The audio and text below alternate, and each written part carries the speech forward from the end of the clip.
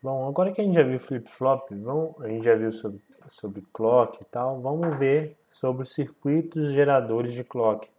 Como que eu gero aquele sinal de clock de onda quadrada? Antes aí a gente tem que falar sobre multivibradores, porque eles são o princípio básico dos clocks.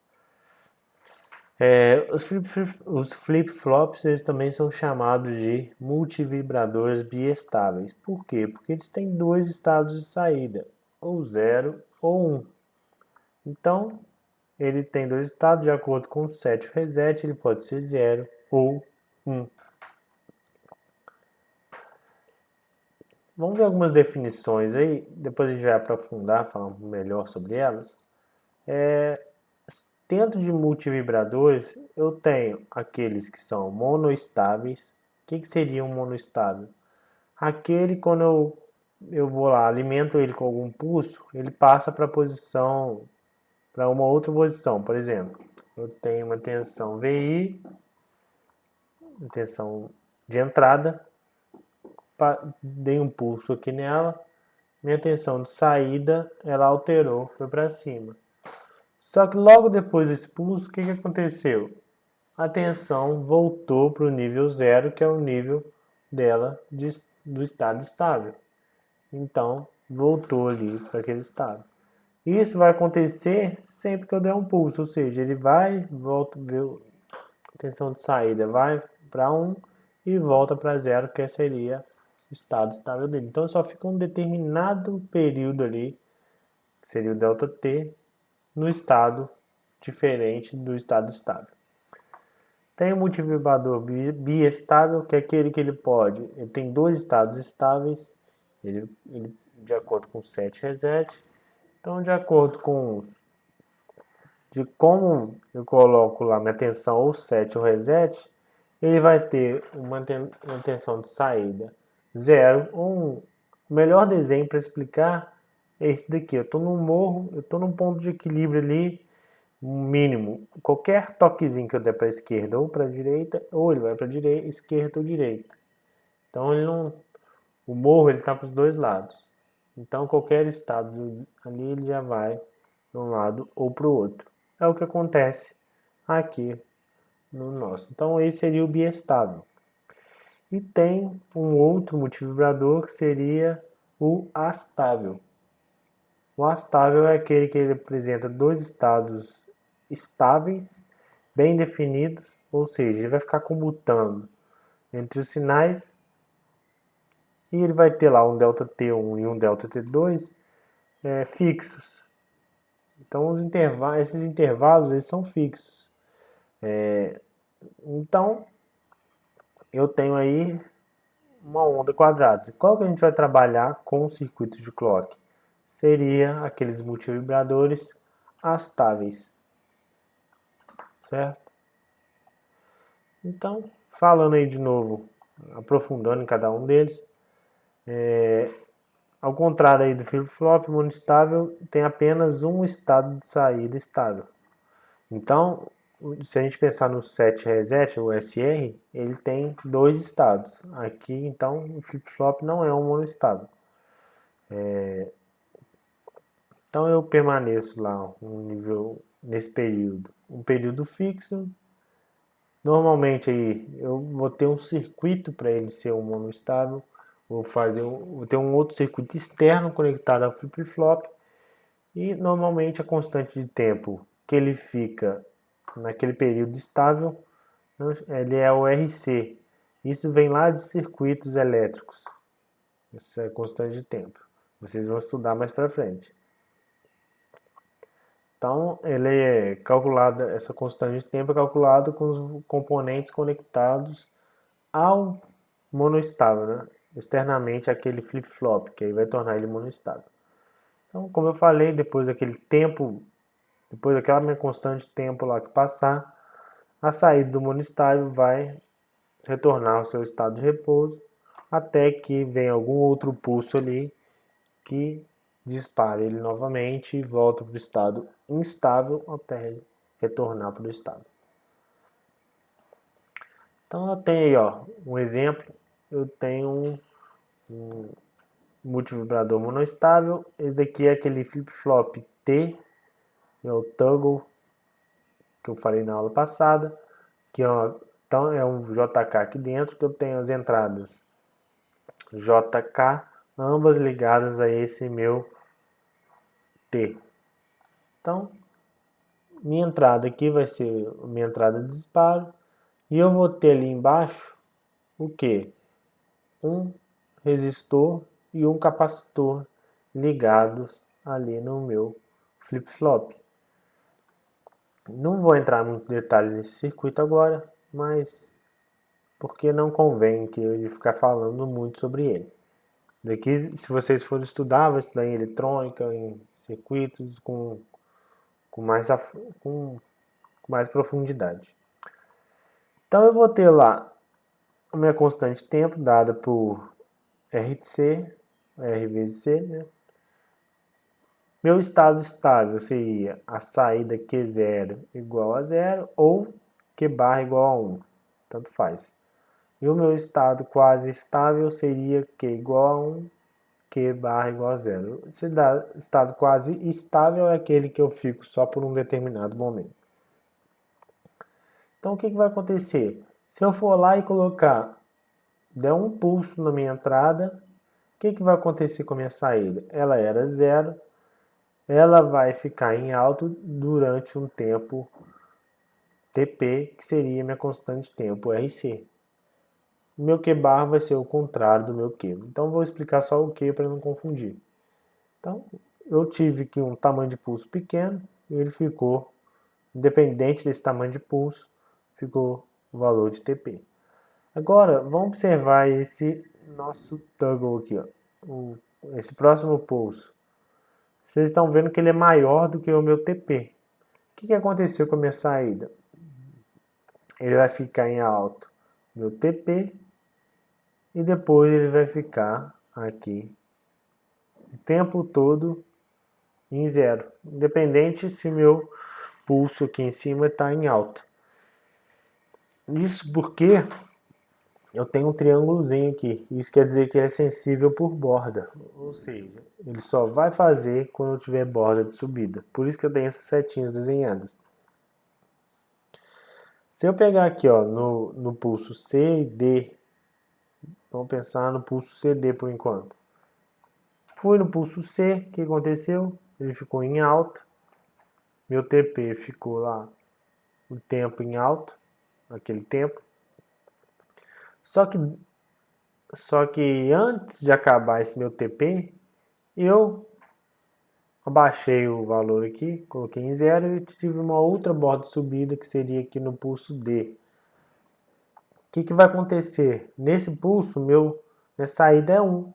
Então isso não vai influenciar em nada. Não vai ter efeito nenhum sobre minha saída. Ele vai continuar contando o tempo TP para retornar aqui para 0. Agora, depois que ele retornou para 0 e eu tive meu pulso E, ele vai voltar para 1. De novo eu tenho pulso F entre esse TP. Não vai ter efeito nenhum na minha saída, já que o meu Q já era alto. Então, o que aconteceu aqui? Sempre que eu tive um pulso na minha entrada, ele ficou um tempo fixo em alto e depois voltou para 0. E o multivibrador astável? O multivibrador astável, ele é um terceiro tipo aí, que seria aquele que eu não tenho estados estáveis, ou seja, ele ficou oscilando, fica comutando entre os meus sinais. O multivibrador biestável eu já tinha falado com vocês, que era o SR. Eu não vou ficar falando de novo, que é o próprio flip-flop. Então eu teria que explicar ele de novo, então não tem muito sentido.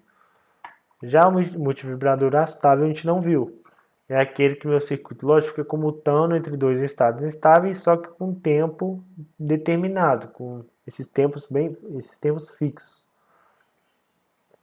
Então esses circuitos aí são úteis para gente para geração de clock, sinais de clock para circuitos digitais. Como eu falei, a gente utiliza sinais de clock para fazer o sincronismo dos nossos circuitos. Então, como que eu gero eles? A gente vai ver. Bom, eu posso ter circuitos geradores utilizando o temporizador 555, que é um circuito integrado, é compatível aí com a família TTL e ele pode operar em todos os modos. Atualmente, esse é um dos 6 temporizadores mais utilizados em todo o mundo. Como é que ele está montado aqui? Eu tenho encapsulamento, se vocês lembrarem, eu tenho um chanfro aqui. Então, como é que eu faço a contagem? Eu faço a contagem no sentido anti-horário. Então, vai ser pino 1, 2, 3, 4, 5, 6, 7, 8. E eu tenho aqui, ó, alimentação, seria o GND, que é o ground ou terra. E no pino 8 eu tenho meu VCC, que seria o positivo lá para alimentar.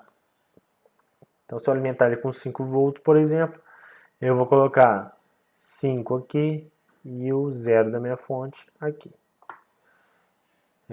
Vou ter o T, que seria o trigger, que é o gatilho.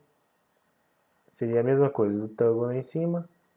Não a mesma coisa, porque aqui a gente está falando de um circuito temporizador, então é um pouco diferente. Só um paralelo mesmo. Eu tenho a minha saída no pino 3, meu reset, que seria para zerar meu temporizador, no pino 4. Control seria tensão de controle, que seria o pino 5. Threshold, que seria meu limiar, seria o 6. Discharge, seria minha descarga, seria o 7. Vocês vão ver que tem toda uma ligação para eu fazer nesses pinos para ele transformar ele como um multivibrador astável. Como é que ele está ligado lá dentro? Eu tenho ali resistores, eu tenho um transistor NPN, eu tenho aqui amp-ops, né, que é amplificadores operacionais. Não vou ficar entrando em detalhe nesses elementos, porque cada um desses é um estudo bem mais complexo. Mas vamos, para a gente só simplificar, esse daqui seria, esse triângulo, o amp-op seria um comparador. O meu NPN transistor seria um amplificador. Tem o meu flip-flop SR, que é o set reset. Output driver, que seria lá para controlar a corrente, para colocar a corrente no nível certo. Então ele vai fazer aqui, por exemplo, meu comparador, ele vai comparar meu T com esse ponto de tensão aqui. E esse outro vai comparar o threshold com o minha voltagem de controle. Então todo esse esquema aqui, de acordo com as ligações, ele vai ter na minha saída aqui algo que eu queira. Bom, aqui tem algumas falando sobre cada um deles. GND, como eu falei, é o terra. O trigger, esse pino ativo biestável interno. E a saída output, quando eu tiver uma tensão aí abaixo de 1/3. O output ele vai envelhecer por um determinado por um intervalo de tempo. Esse intervalo de tempo depende do que eu ligar fora. Eu tenho o reset, que ele vai interromper um ciclo de temporização, ou seja, quando ele for para zero, ele ativa em zero. Quando ele for para zero, eu vou interromper esse ciclo. O control ele usa para alterar o funcionamento do comparador interno, ligado ao threshold, tornando ele mais ou menos instável. O threshold ele desativa o biestável interno e a saída quando eu tiver uma tensão acima de 2/3, então um ativa, o outro desativa. O discharge seria para descarregar o capacitor, que vai estar conectado nesse meu terminal, e meu VCC, que é o pino de alimentação, ele vai estar entre 5 e 15 volts. Não se preocupem em ficar decorando que cada pino desse. Isso daqui é mais para vocês já irem começando a ver a função de cada pino. Como que eu faço para transformar esse meu temporizador 555 no modo astável? eu vou fazer a seguinte ligação. Eu tenho aqui meu reset ativo embaixo, meu VCC, então por isso que meu reset está direto ligado no VCC, senão ele ia ficar o tempo todo em zero. Tem meu VCC ali, discharge, threshold, trigger, GND e control. O discharge ele vai estar ligado entre esses dois resistores. Meu threshold e o meu trigger, ambos vão estar ligados nesse ponto aqui de baixo, que é o que? É o ponto entre o resistor R2 e o capacitor. Tem ali meu GND e o meu controle, que também tem um outro capacitor aqui. Então, esse capacitor ele é fixo, 10 nanofarad. E aqui, esse C, ele é um capacitor aí que eu posso alterar para alterar minha constante de tempo. Então, quem vai determinar minha saída aqui, com quanto tempo em alto, quanto tempo em baixo vai ficar, vai ser esses meus elementos aí. Esse capacitor, como eu falei, ele é fixo, ele é mais para desacoplar. Eu não vou ficar falando sobre isso, mas quando eu tenho uma tensão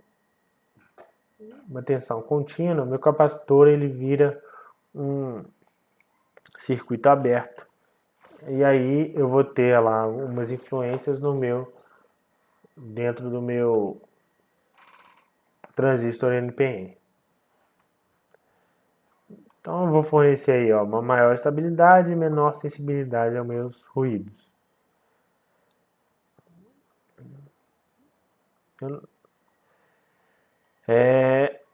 Quais são os valores recomendados para o meu resistor e para o meu capacitor? R1 e R2, eles podem ser de 1K até 1 megaohm.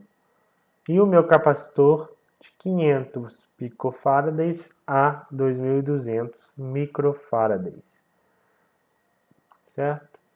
Então, como eu tinha falado, esse capacitor aqui, está até escrito que ele é opcional, mas é bom de deixar, que ele fica mais estável. De acordo aí de como eu fizer a ligação do R1 e R2, eu vou ter uma frequência aí de comutação do meu pulso, ou seja, então eu vou alterar a frequência do meu clock. Então, de acordo com como eu montar, quais valores eu escolher para o meu RA, meu RB e para o meu C1, o que vai acontecer? Eu vou ter valores de frequência diferentes. Por exemplo, eu tenho meu RA mais 2RB sendo igual a 10K, por exemplo. E se eu tiver uma capacitância aqui de 1 microfarad, eu vou vir aqui, o que eu vou ter? Uma frequência de 100 e, sei lá, 100, quase 200 microfarad, 200 Hz, quer dizer, 200 Hz. Agora, se eu quiser uma frequência de 100K, de 100 kHz, ou eu posso colocar essa junção de resistores igual a 10K e um capacitor aqui nessa faixa, ou eu pegaria esse ponto que seria aqui, ó, mais ou menos aí 0,02 microfarads e 1K ali. Então eu fazendo aquele jogo ali com o tamanho dos meus resistores e capacitores, eu vou mexer tanto no meu tempo em alto quanto no meu tempo em baixo, quanto no meu período. Como disse, como está escrito aqui, ó, tempo em alto ele é proporcional a R1 mais R2. O tempo em baixo ele já é proporcional somente ao R2. E o meu período ele é proporcional, ele depende tanto da soma dos meus R's quanto do meu C.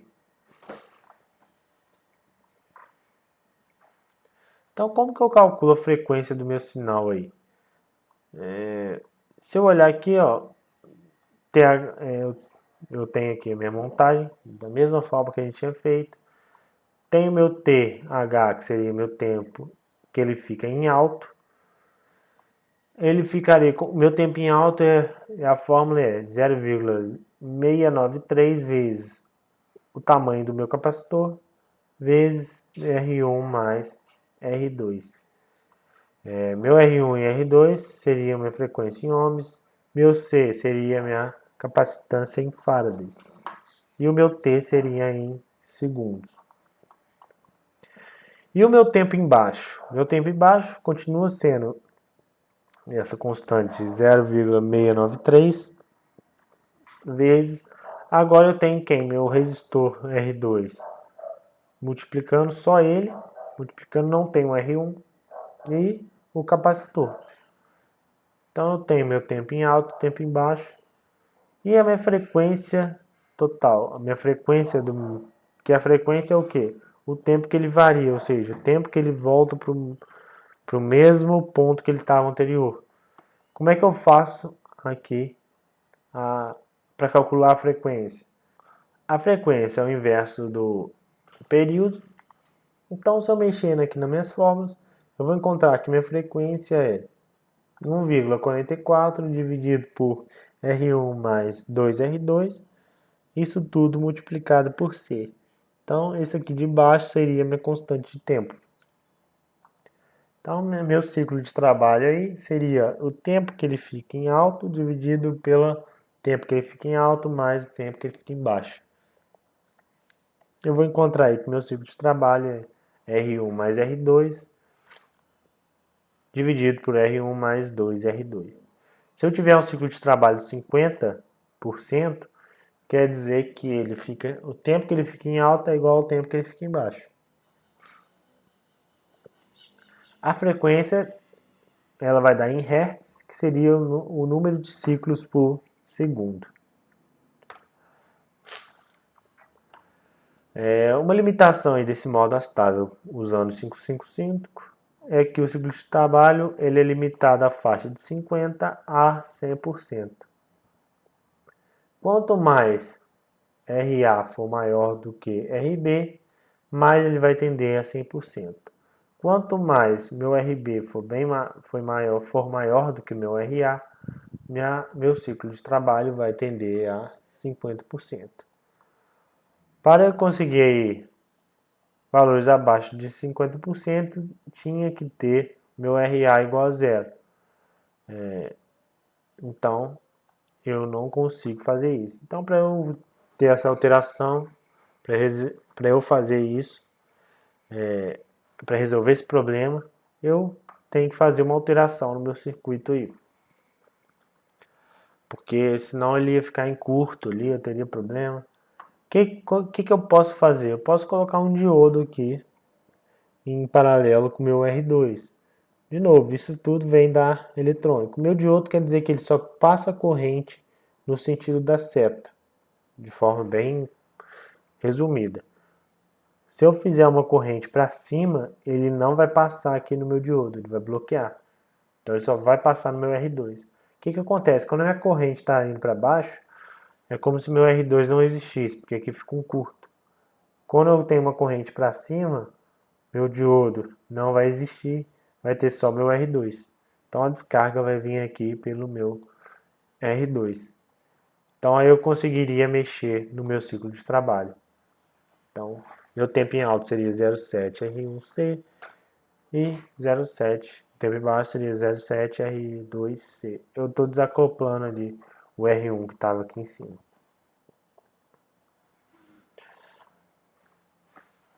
Eu posso trabalhar o meu 555 também no modo monoestável. Ou seja, então o meu 555 ele é bem versátil. Como que eu trabalho com ele? Eu faço a seguinte ligação. Eu tenho meu trigger agora ele vai ser o pulso que eu vou colocar. E o discharge, o threshold, ele vai estar ligado aqui no meu resistor junto com o meu capacitor. Então, esse tempo que ele fica lá do meu pulso, né, seria 1,1 vezes R1C1. Tem aí um vídeo explicativo, posso até deixar para vocês, quem quiser clicar aí para dar uma enxergada aí, explicando melhor como que ele funciona.